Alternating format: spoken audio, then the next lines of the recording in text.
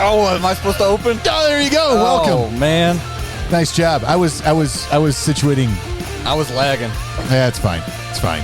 You know what we got going today? All kinds of stuff. We do. But okay, so there's a lot of stuff happening. Like, there's a lot of stuff happening. Oh, yeah. Yeah. Lots of stuff. Lots and lots of stuff. At Talking Winter with Swinter. Here we are. Ken Bogeman, Zach Frame, and wait. Oh. He's not here. Yeah. Look at the empty seat. I know. You know where he is? Probably on vacation. He is. Unbelievable. But by the time you'll be hearing this, he'll be back. So there's no need to let go rush his house.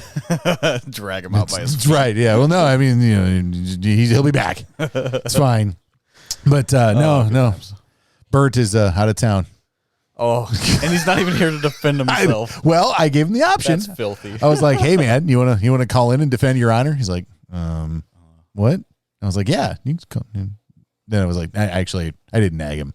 You should tweet out right now that we're recording without Bert and just see if he sees it. Okay, well, hang on. You know what? You talk about something for a minute. Okay. I think I can do that because I can do that from my phone, right? Yeah. Yeah, if you got the app. I do. Here it comes. And look, you're even signed into it. I sure is. Easy peasy. That's right, because we now have 5 followers. What? Yeah. Where did who was number 5? She works here. Oh, It's okay. Allie. Oh, So, I mean, it's not like a massive victory. it's a victory though. I mean, you know what's really sad? You know, now that I think about it, we should probably tell other people that work here about it. Like, she just happened to hear about that, and she's like, "What? You guys do have a Twitter page?" And then, bam, she followed it. Can we send out a company memo? We probably should. Yeah. I mean, that would get us over 15 at least. Yeah, that's true. But then we'd have to, explain how we gave away a gift card to an employee, and that might be awkward for the listeners. Recording now without Bert. What about Bert? It's sad, and we miss him. We're Bertless. Nope, not kiss. Autocorrect. Ooh, that was awkward. That would be weird. Miss him. Imagine the rumors. Ugh. Tweet. It's out there. The world knows. All right. Elon Musk retweets. Let's see if he calls. He's not going to call. No, It's gonna be. He's on vacation. He shouldn't anyway. It's fine. You know he will. I doubt it. You don't think I'll see it? Oh, I bet he's got the notifications turned on and everything. of course he does. He'll see it. Yeah. And you know what? If he's driving, he'll see it and he'll just think it says, his real name, Right. Brent. And then later. I was gonna say Brett. I was like, yeah, that's fine. But no, he'll just see it and be like, yeah, okay, it's fine. They're nice of them to say they're doing it without me. But if he sees that it's Bert, Right. we're getting a phone call Or a text at least. Oh yeah, probably. Yeah. I should probably connect this thing somehow, To your phone? Oh, yeah. 100%. just in case, right? Yeah. All right, so tell the good people something. So if you're wondering where to find us on Twitter, it's at Swinter Snow Talk. It's a new endeavor. However, we do have a giveaway coming at our first 15th follower, right? 15 is what we're doing? What? Yes. Doing a 15th follower giveaway? Yes, that we are. Yeah. That we are. That's the plan. What was that? A bottle of booze? No, it's a hat and a gift card. That's right. Yeah. You can do what you want with the gift card. Yeah, I'm not to the booze yet, man. We got a lot going on. Okay, well, I can't. I think you can connect this thing via Bluetooth somehow, but I'm evidently not smart enough to figure it out. Did you push the Bluetooth button? Is there? What's that? There you go. Oh, look, Rodecaster Pro. There it is. See, this is yeah, okay. And now we're connected. Just like that. Poof. Well, I think we are. I guess we'll find out if somebody calls. It'll be fine. It's going to be a robocall. We'll cue him in. You know what? Here, you know what I wonder? I bet you we can try to, you know what we can do? All right, go. So we're tearing down. We're not starting up. We're bringing Well, we're it down. starting up the teardown. Okay. Because you know why? Because it's, even though it's only March, it's, Right. Winter's not been good. It was 71 yesterday. 51 today. Yeah. We're trending in the right direction. Still not cold enough. Right. Still got to go. Yeah, so I don't know. I still don't know if I'd be putting equipment away just yet. Yeah. Well, not quite. I don't think I'd put it up just yet. But when you get to that point, I think the good first step is get everything a nice big sudsy wash down. Yep.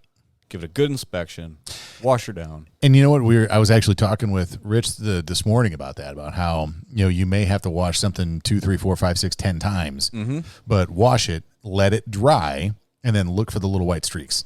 Yep. And so if you're using some type of product to aid you in that endeavor, and might I suggest the Crown KROWN salt eliminator? It's fantastic, non-acidic. It's really, really good stuff. But that's what we use here. So so if use something like that to remove the chlorides, right? So some type of salt eliminator wash, and wash it, let it dry, and then take a look at it. And if it doesn't have little white streaks on it, well, you're probably good. Well, even if they don't have the little white streaks on it, it takes a whole lot, and you actually need some chemical to get those chlorides off the metal. Yep. So it actually takes, and here I go. It actually takes. Bring it. Here it is. It takes 25,000 pounds of mechanical pressure to break the bond between a chloride and metal. Man. Woo, there it is. That's the one. Zach Frame, ladies and gentlemen. Yeah. He's got his information straight. You need say that again, because that's actually a really, really important fact. Right. So it takes 25,000 pounds of mechanical pressure to break the bond between a chloride and metal. So just your soap and water isn't going to do the trick. You have to use a neutralizer of some sort. Otherwise, you're not going to get the full effect of that wash. Yep. I would obviously recommend a non-acidic, solvent-free wash. Yep. Would probably be the way to go. Something all natural would be spot on. Yep. Like the salt eliminator. Yep. Even if we didn't have it, I sure do love that stuff. It is good stuff. And it smells so good. It's like cherry bubble gum. Exactly. It's even the color of that button. It is. It is the color of that button. Yeah, so washing that equipment is super, super, super important. And it also aids in your visual inspection, because if you got salt caked up around your bearings and stuff of your spreader, you can't check that stuff appropriately.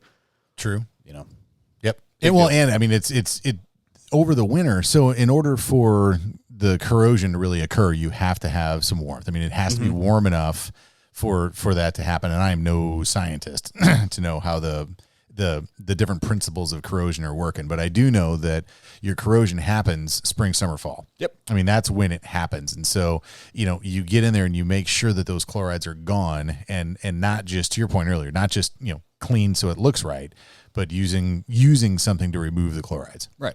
Yep. Yeah, it's the same thing as battery acid. You spill battery acid, you have to neutralize it, otherwise it causes corrosion. Yep. Same thing with chlorides. You ever seen Fight Club?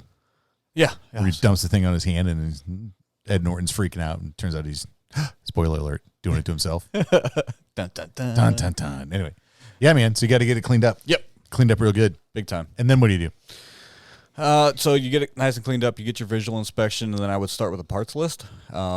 If you know of things that are broken, maybe some stuff you couldn't get to over the season, or if you notice something on your inspection, let's get a list going on those items. Yep. And go ahead and get an order into your supplier, because you don't know when you're going to get them. It may take a minute. Yeah, it could take a long while. Next step, you get your.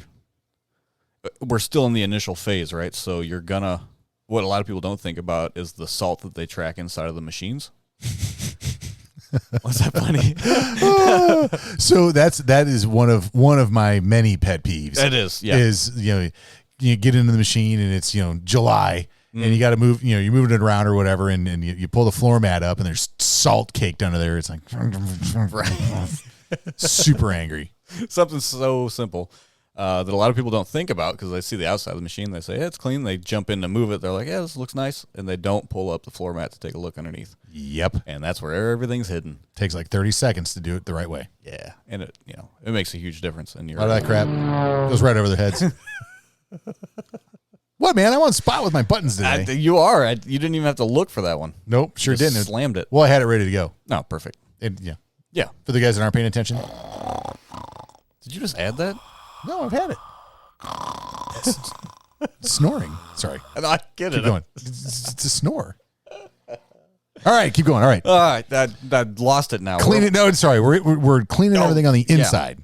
And inside. Your trucks, your skid steers, any kind of machinery, whatever you might be standing on, let's make sure to get that stuff taken care of too, because that's going to seep down. Say you don't have a what I'm going to call a work truck trim package, right? Like some of our trucks have carpeted floors. Yep.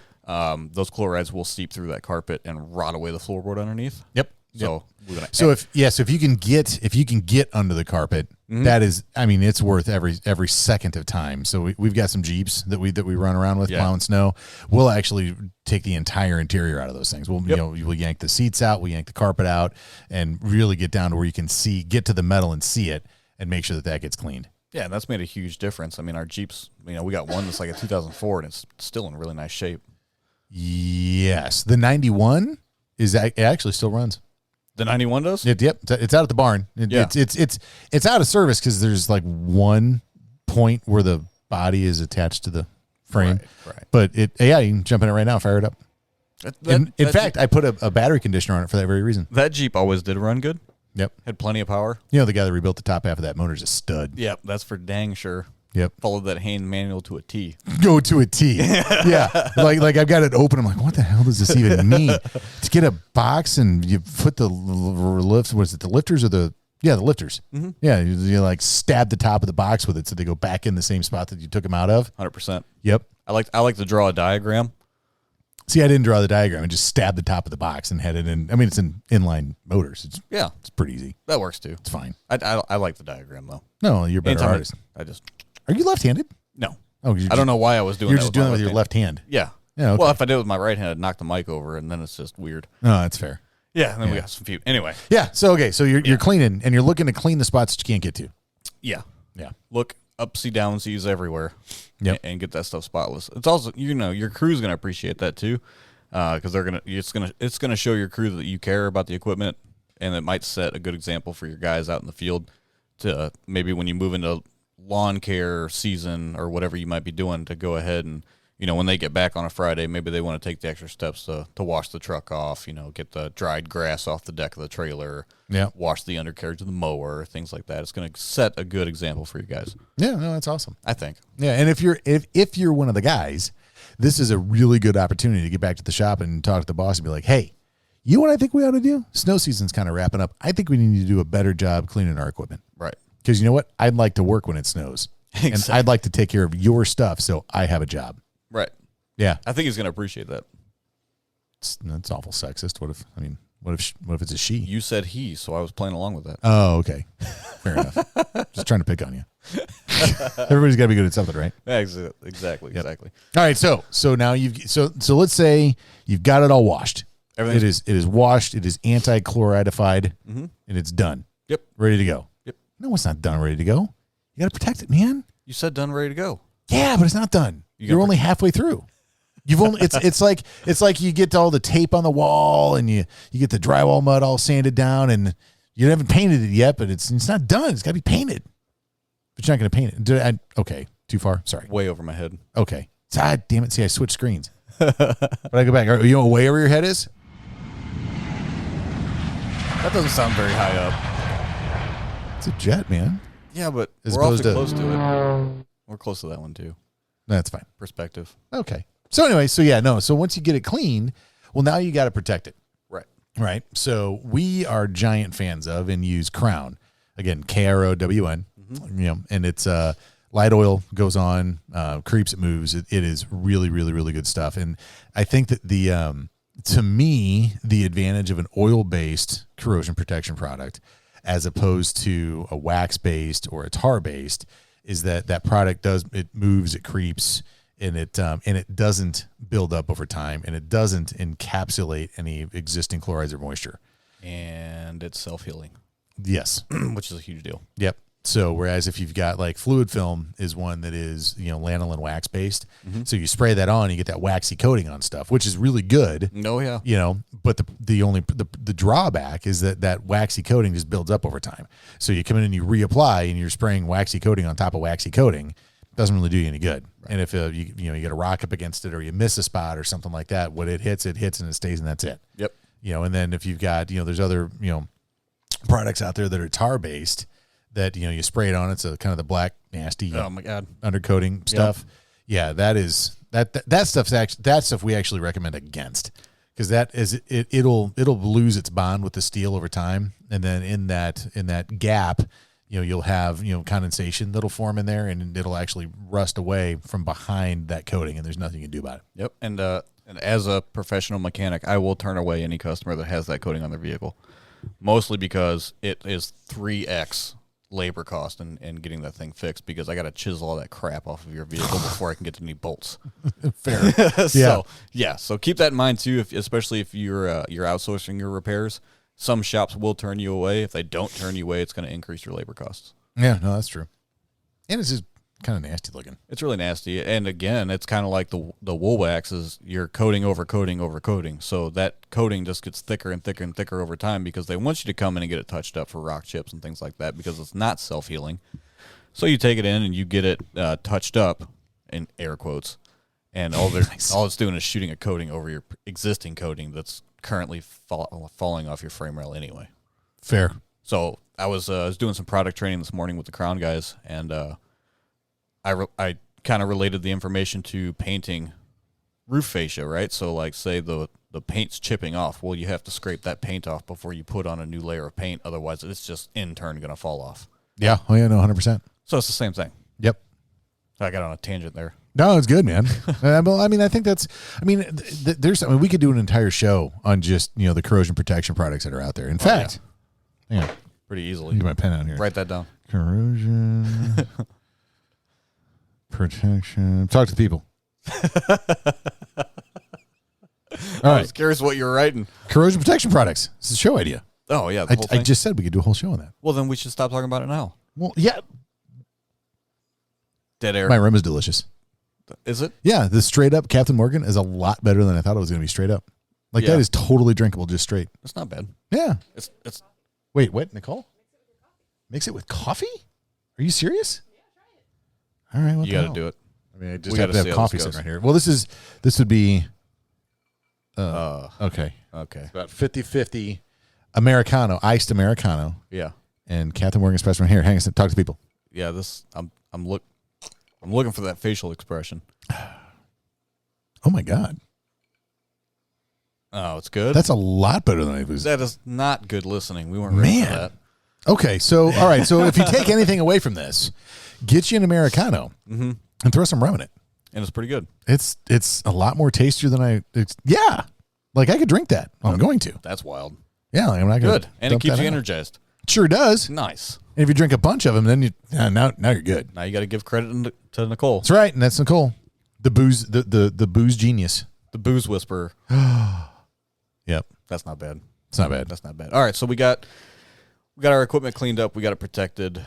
Where do we need to go from there? Man, okay, so from there, so now, I mean, you're really pretty much there. I mean, you keep it, keep it clean for the rest of the year, and it kind of depends on if you're going to just put it in storage or if you're going to use it. So you're, if you're in a line of work where your loaders and trucks and stuff like that are off working during the summer too, and you got to maintain your PMs and do everything else. But if it's something that you're going to let sit until the next winter, battery conditioners. Oh, 100%. Huge deal, man. Go to Harbor Freight, spend $11. Oh, I don't know, it's probably $300 now. Right. Inflation. It was $11. It was $11. Now they're probably $21. Whew. No, I bet they're $17.95. I bet there's still $12. You know what? You might be right. Go ahead, talk to the people. I'm talking to the people. So get you a battery conditioner. And the idea there is it's not going to charge the batteries, but what it's going to do is it's going to keep the battery cells, if you will, active enough that the battery stays in good shape. So the battery can, not lose its charge over the summer. And when you need it in the fall, it's there and ready to go. I mean, we used to replace, we replaced a ton of batteries every single year. And then it was, well, are you guys using conditioners? And I said, well, isn't that what you put in your hair? And they said, no. I'm like, oh, okay. And then next thing you know, we're in good shape. Well, I'll be. What?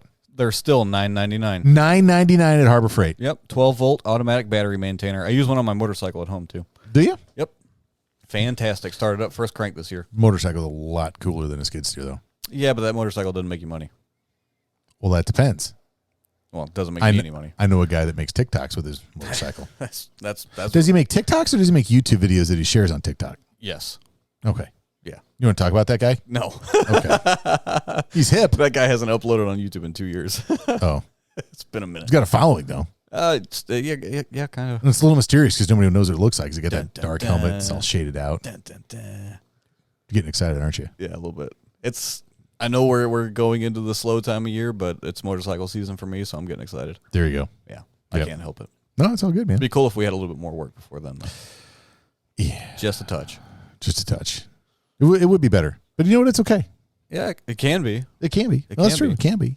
So what about the guys? So our equipment, we mentioned battery maintainers and things like that. Is there anything else we should be looking for at the end of season before we put something away for the year? Like, obviously indoor storage is kind of the way to go if you can. If you can, yeah. Yeah, so your stuff doesn't get sun faded and dry rotted. Yeah, and I think that there's another series of checks that you want to do on your actual snow removal equipment, it's like plows and spreaders. Yeah. Right. So, when you're into your snow plows, I mean, we have guys that will come in here that, we ask them, when's the last time you changed your fluid? And they look at you like you got two heads. I'm supposed to do that? Is that even a thing? What? Right. Huh? So, and at the end of the day, I mean, the low temp, hydraulic oil, it's not that expensive. I mean, you're talking what? I bet you $13 can get you a whole new set of fluid. For the good low temp, you're $23 a gallon, something like that. Yeah, and you're only going to use a couple quarts, right? About 3 quarts. Yeah. So you'll have a little left over for top off. Should you need it. So get you a gallon of low temp hydraulic oil. Yeah. And change your hydraulic oil in your plows. And your filter. And get your filter out. And and there's something. Do you clean your filters or do you change them? See, because there's a debate. So the older plows, I like to clean the filters just because. Very nice. It's tasty. I like to clean the filters on the older plows just because they're easy to clean. So they don't have layers upon layers upon layers. So I can tell if something's trapped in it. And there's something where, so that's a good thing for guys too, is how to clean those. I mean, you just, swizzle around in a cup of gasoline, or do you want to use some type of a solvent-based aerosol cleaning product, or what do you think is the best way to do that? Well, and it also depends on your filter. So if it's an all-steel filter, you're fine with some brake parts cleaner or something. Blow it from the inside out because your particles are coming from the outside as it's being, suctioned up into the pump. So make sure to spray it from the inside out to get all those particles out, and you're not forcing it through the intertwinings of your filter. If it's a paper filter, throw it away and replace it. Yep, 100%. There's no point in trying to clean that. And I think that's really the only two variables I've ever run into. I don't know that I've ever seen a paper filter inside a plow. I don't think so either, but I think there's some aftermarket options. Yeah, Like the cheaper ones can be paper. Yeah, that's fair. Okay, that's fair. I mean, you're probably not going to look at it until it's paper, but if you have any questions about it, just throw it away and get a new one. They're like $2. Yeah, exactly. Stop it. Yep. Yep. So do that, and then also take your oil-based corrosion protection product and soak your plow down, man. I mean, make sure you treat everything really well. Make sure it's really, really cleaned. Make sure it's treated well. And if you can keep it inside, do keep it inside. But one of the things you don't want to do is wrap it with a tarp and then a rope of some kind, because you want air to be able to move around it. So you don't want to be trapping moisture inside that tarp up against the steel on the plow. You're just asking for electrical problems there. But so you're saying that low air movement and humidity and moisture cause corrosion? Sure does. Huh. Yep. Okay. Get you some dielectric grease for for your plugs. Mm-hmm. But again, make sure they're really clean and you get all of the chlorides off of that steel, because if you got a bunch of salt in there and you rinse it off and you didn't use how much force? 25,000 pounds of mechanical pressure. There you go. So unless you're running that plug through a power washer that's arguably going to rip the plastic off, right, you're probably not getting all of the chlorides off of there. So you got to use some kind of cleaner, get it down to the metal, use that cleaner, and then jump in there and hit it with your oil-based corrosion protection product and your dielectric grease, and then throw that sucker on a shelf and deal with it in the fall. Yep. You could also coat it in peanut butter. What? Crown Rust Control did a study on the best, or they did a test, right? So they had, I think, 5 swashes of metal, and they used different kinds of protectants on each one, and one of them was peanut butter. And peanut butter proved to be a fantastic protective layer on metal. I don't know why you'd want to do that, but you can. Okay. So peanut butter is evidently super useful. Did you also know that at least different states may be different, but in Missouri, you can take peanut butter, slather that up against the side of a tree, and it's not baiting for deer. Good to know. And you know what the deer do? What? Lick the crap out of that peanut butter, and then that spot of the tree for the next several months. That's awesome. It's insane. Yeah. Good to know. Yeah, you take a, wooden spoon and put it inside the peanut butter jar and go whack. You get this glob of peanut butter against the side of the tree. So somewhere my wife has a picture of me from, 10 years ago or whatever, standing at my toolbox, and inside the toolbox you could see a jar of peanut butter in there. And I've got questions upon questions with that picture. Like, is that a jar of peanut? Why do you have a jar of peanut butter in your toolbox? Okay, why do you have a jar of peanut butter in your toolbox? I'll bite. Well, they didn't show the crackers. Sometimes you just got to eat, man. So you just like dip in the cracker in the peanut butter? You got like a knife there as well. Oh, no, you just dip the saltine right into the peanut butter. Man, I bet you use the handle side of your ratchet as a knife. You just stick it in the peanut butter and spread it on the cracker. I have done similar things to that, yeah. That's disgusting. You should not do that. Maybe that's why you are the way you are. Could have a lot to do with it. Who knows? Okay. You know what we got left? What? Spreaders. Who? Spreaders. Walk behinds or? Yes. Alrighty. Got to clean them. Clean. Make them super, super, super clean. Yep. Like the giant bald dude with the one earring, Mr. Clean. Like it's got to be that clean. Yeah. Yeah. Dude's jacked. Well, yeah. He's drinking cleaning products all day. Right. He's either jacked or dead. Right. So, yeah. So once it's super clean, you gotta look for the lubrication points, right? So you have to keep the bearings full of grease on those things and make sure that they're tight, they're working, everything's in good shape, and then put it away. Yeah. And just because you don't see a grease fitting doesn't mean that it hadn't been broken off or something. It should have a Boy, grease that's fitting. true. If it's got to move, if it moves, it's going to have a grease fitting on it. Yep. And if it doesn't, just get your drill out and drill it and Yeah. tap it. And Yep. yeah, I've done it. yeah. People that are listening, we're actually kind of serious. I'm serious. If you have a piece of equipment some equipment that is maybe not as expensive as others, it may have a moving component that does not have a grease fitting. You can absolutely add those with your cordless drill, a drill bit, and a tap set. Yep. Yep. A plumb one right in, no problem. Yep. And Well, then they say they're greased for life. Again, Yeah. air quotes. they never are. No, None of that crap is. not a single thing. No. It's like white Well- lithium grease too. It's not even good stuff. Well, you know what? It might be greased for life, but its lifespan is not. The life expectancy is maybe not quite so much. Right. 37 days. Yeah. Yep. True. So yeah. All right. Then do you want to talk about anything else? Putting stuff away? Yeah. If you can fix it now, fix it now. Because you're gonna forget by the time winter comes around. 100%. Yeah. Just go ahead and fix it now. You might be in that transition time. You're going from busy season. Now you're in a little bit of a lull before you go back into busy season. Depending on what your summer activities are, just go ahead and do it now. Get it out of the way, because come October or whenever you want to get started, you're never going to remember that was broken. Yeah. And you're going to be angry when you go to load it up and it don't work. Yep. Well, and let's be honest. I mean, stuff sitting takes a toll on it too. I mean, you have something sit for all summer, and you're already asking for trouble. Yep. Yep. So might as well just take some of that pressure off at the end of the season. Yep. No, I completely get it. get it done before you put it away. Dang, Skippy. Quit playing. Whoa. Sorry. You just got angry in here, man. I like maintenance. I like maintenance. It's because Buzz isn't with us. Who's Buzz? Bert? Brent. That guy. Just call him Buzz. Are you saying that Brent doesn't like maintenance? No, I'm just saying it's getting awful angry in here because he's not around. Yeah, I know. A little salty. It's kind of weird. We should have gotten like a life-size cutout of him and just set it in the chair. We have an artist in the room. Oh, Nicole. We need a life-size cutout of everybody in the office. All of them? Well, yeah, why not? I just had a picture of the Home Alone scene where he's having the house party. They're all dancing. Right. Yeah, like, was it Michael Jordan was one of them? Yeah, Yeah, he was, yeah. Yeah. Awesome. All right. Well, right on. Well, yeah. So, I mean, there's more to it than that, but that's a pretty good overview. Yeah, I think that'll get you started, get you on the right track at least. Yeah. So we appreciate you swinging by, Always a pleasure. listening. Yeah. We're glad you're here. Throw us a like On the Twitters. on the Twitters at Swinter Snow Talk, or email us podcast@swintergroup.com. We would really, really, really like to hear from you. We love it. We love feedback. We love comments. Be sure to send us some. Yeah, there it is, man. Well, hey, thanks for listening again. I'm Ken Bogeman. Over there's Zach Frame. Yo. Brent is not with us today. He's on vacation, enjoying the good life. Good for him. Yeah, man. So, anywho's, yeah, have a great one. Thanks. See ya.